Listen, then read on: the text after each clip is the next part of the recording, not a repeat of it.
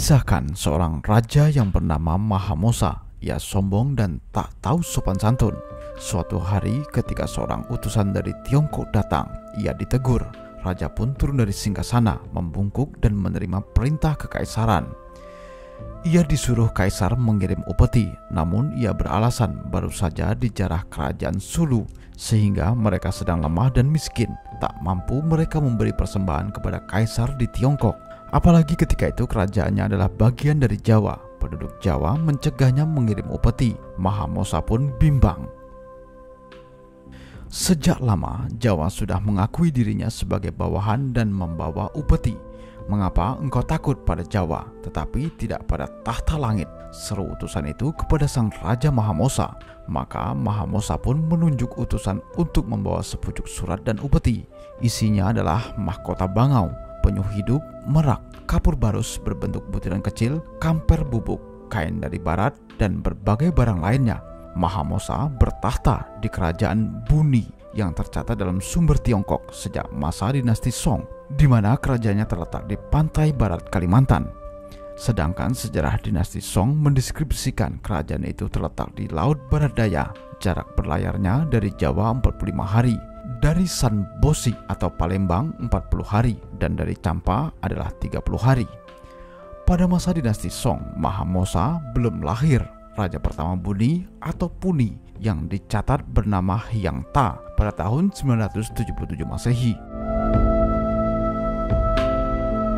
Pada tahun 977 Masehi, sang raja mengutus 3 orang untuk membawa upeti kepada kaisar. Isinya 1 kamper dalam potongan besar, 8 kati kamper kelas 2, 11 kati kamper kelas 3, 20 kati kamper butiran kecil, dan 20 kati kamper kualitas terendah. 1 kati kira-kira sama beratnya dengan 0,8 kg sekarang. Mereka juga membawa 5 batang kayu kamper, 100 tempurung penyu, 3 nampan kayu cendana, dan 6 gading gajah. Semoga kaisar hidup 10.000 tahun dan Sri Baginda tak menolak keramahan sederhana negara kami yang kecil ini, kata utusan itu ketika mempersembahkan upeti kepada kaisar. Itulah kali pertama mereka datang ke Tiongkok, karena sebelumnya belum ada utusan dari Puni yang dikirim ke sana. Sejarah dinasti Song merekam Puni sebagai sebuah kota yang dikelilingi dinding dari papan. Penduduknya sudah lebih dari 10.000 jiwa. Rajanya menguasai 14 tempat yang lainnya. Ia tinggal di bangunan beratap daun palem, sementara rumah penduduknya beratap rumput.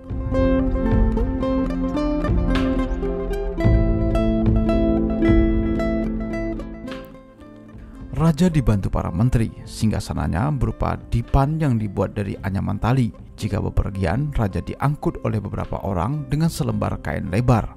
Seabad kemudian, Puni kembali terekam mengirim upeti ke istana kaisar Tiongkok. Utusan itu disuruh oleh raja yang namanya ditulis sebagai Sri Maja, atau mungkin maksudnya Sri Maharaja.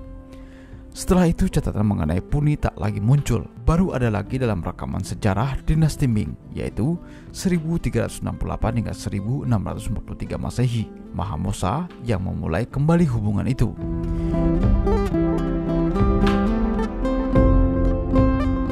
"35 tahun setelah utusan Mahamosa dikirim, Raja Puni sudah diganti. Tersebut Raja Marajakala memberangkatkan utusannya. Kala itu kelihatannya hubungan Puni dan Tiongkok sangatlah baik. Marajakala sampai datang ke istana kaisar. Ia membawa serta permaisurinya, adik laki-laki dan adik perempuannya, putra dan putrinya, juga sejumlah pejabat. Rupanya sang raja merasa setelah diberi pengukuhan dan gelar dari kaisar, kehidupan di kerajaannya kian berjaya. Orang-orang tua di negara hamba semuanya mengatakan ini disebabkan oleh perlindungan kaisar yang suci, kata sang raja di hadapan kaisar Tiongkok. Setelah raja wafat, putranya yang bernama Xiao Wang naik tahta. Raja yang baru ini sempat minta bantuan kepada kaisar. Mereka ingin bebas dari kewajiban membayar upeti sebanyak 40 kati kapur barus kepada Jawa. Upeti itu untuk selanjutnya akan dikirim ke istana kaisar.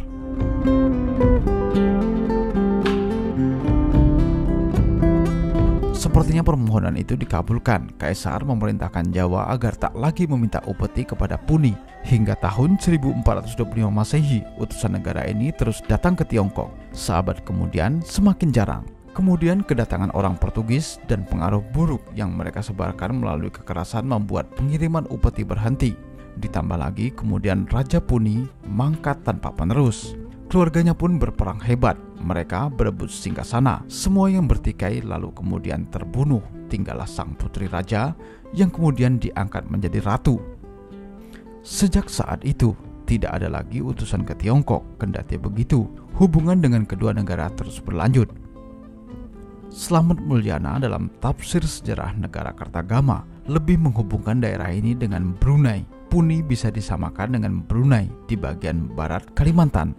Sebagaimana yang disebut dalam negara Kartagama, Brunei atau Brunei masuk ke dalam Pulau Tanjung Pura yang telah terpengaruh oleh Majapahit. Selain yang dicatat oleh Prapanca, Tanjung Pura berulang kali juga disebut dalam sumber-sumber tertulis Jawa lainnya. Demikianlah ulasan singkat mengenai kerajaan Brunei atau Buni di Pulau Borneo. Untuk kisah-kisah sejarah berikutnya, Anda dapat menikmatinya di channel Kayong TV. Sampai jumpa dan salam budaya.